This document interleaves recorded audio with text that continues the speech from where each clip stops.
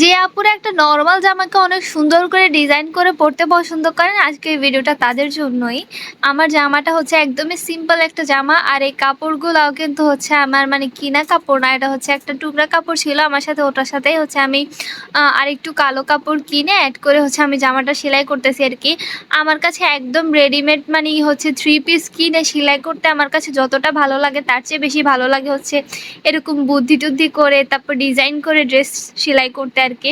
টাকা পয়সা কম ইনভেস্ট করে কিভাবে ড্রেসটাকে কত সুন্দর করে সেলাই করা যায় ওটাই হচ্ছে আমি সবসময় চিন্তা করি, ওটাই আমার মাথার মধ্যে ঘুরপাক খেতে থাকে। এখন আপনারা বলবেন যে টাকা বাঁচানোর জন্য, না, আমার কাছে হচ্ছে ইউনিক কিছু করতে ভালো লাগে, যে এটা এত কম খরচে এত সুন্দর একটা ড্রেস বানিয়ে ফেলেছি, এটা হচ্ছে আমার কাছে অনেক মানে গর্বের বিষয় মনে হয় আর কি।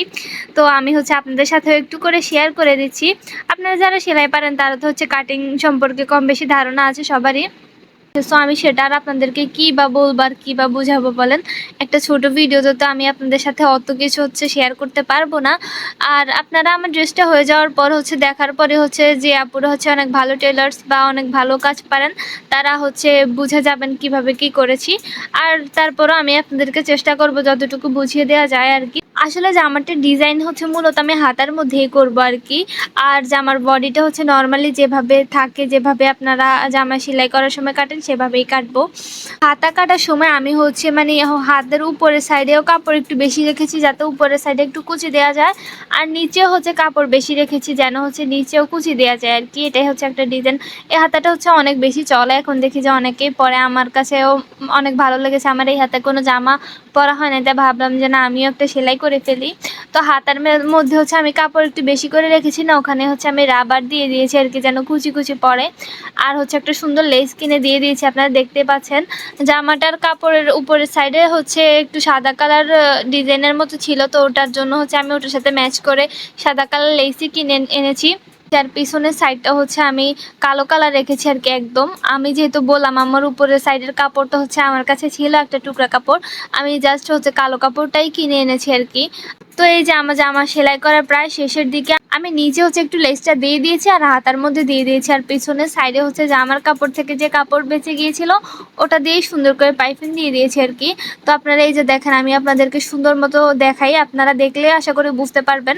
আসলে কাটিংটা বোঝানোর মতো ক্ষমতা আমার নেই, কারণ আমি টেলার্স না যে আমি এত ভালো করে বুঝাবো।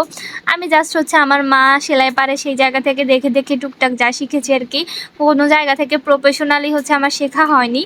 আচ্ছা, তো আপনারা দেখেন হাতাটা কেমন হয়েছে। উপরের সাইডে হচ্ছে আমি কুচি দিয়েছি, তারপর হচ্ছে নিচের সাইডে হচ্ছে আমি কুচি দিয়ে দিয়েছি আর কি। কুচি দিয়ে এখানে হচ্ছে রাবার দিয়ে দিয়েছি নিচে, আর উপরে তো কুচি দিয়েই সেলাই করেছি, যার জন্য হচ্ছে হাতাটা অনেক ফ্লাফি হয়ে আছে, অনেক দেখতে সুন্দর লাগতেছে আর কি। আমার কাছে জামাটা সেলাই করার পর সবাই অনেক পছন্দ করেছে। আমি আসলে জামাটা আমার খুব একটা সেলাই করতে পারি না, কারণ ভাই আমার ধৈর্য খুবই কম। হ্যাঁ, সেলাই করতে পারি না বলতে চাইলে পারতাম হয়তো, কিন্তু আমার ধৈর্য কম, তাই হচ্ছে আমি বসি না মেশিনের মধ্যে। কিন্তু যখন মাথার মধ্যে এরকম শয়তানি বুদ্ধি ঘোরাঘুরি করে তখন হচ্ছে বসি আর কি। আর এমন বসি যে এক বসায় হচ্ছে জামা একটা সেলাই করে উঠতে হবে এরকম আর কি। তো আপনারা চাইলে এই ডিজাইন ফলো করে হচ্ছে জামা সেলাই করতে পারেন। কেউ যদি সেলাই করে থাকেন তাহলে অবশ্যই কমেন্ট বক্সে আমার সাথে ছবি শেয়ার করবেন বা আমাকে বলবেন যে আপনাদের কাছে কেমন লেগেছে। তো আজকের ভিডিওটা এই পর্যন্তই। সবাই ভালো থাকবেন এবং আমার জন্য দোয়া করবেন, আর অবশ্যই কমেন্ট করে জানাবেন আমার ভিডিও আপনাদের কাছে কেমন লেগেছে। আল্লাহ হাফেজ, দেখাবো নতুন কোনো ভিডিওতে ইনশাআল্লাহ। আসসালামু আলাইকুম।